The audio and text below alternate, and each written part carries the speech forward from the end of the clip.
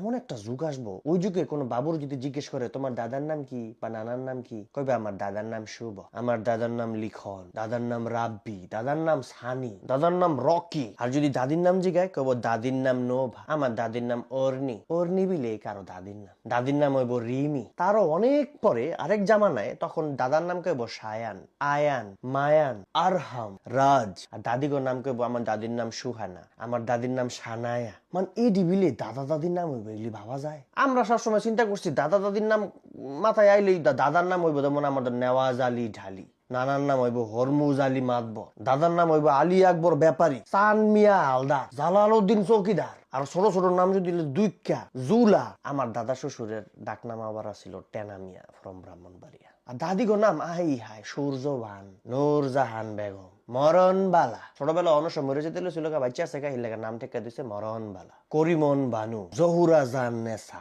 মানে এরকম নাম হইব দাদিদের নাম। দাদির নাম কে বলবো? অর্নি। তারপর গ্রামগঞ্জে সবাই তো না আধুনিক নাম। একামলে তো মনে করেন কি ওর খেতে তেন যদি টমেটো, বেগুন, আউক এগুলি চুরি হইতো, গাছের তেন যদি বড়ই আম চুরি হইতো, কি কইতো যে ওই লাল মিয়ার নাতি আউক গুলি চুরি করে লাইছে, দুইখার নাতি টমেটো গুলি সব লয়ে গেছে। মানে এরকম নাম। অথচ একটা জামানায় আইবো তখন খেতে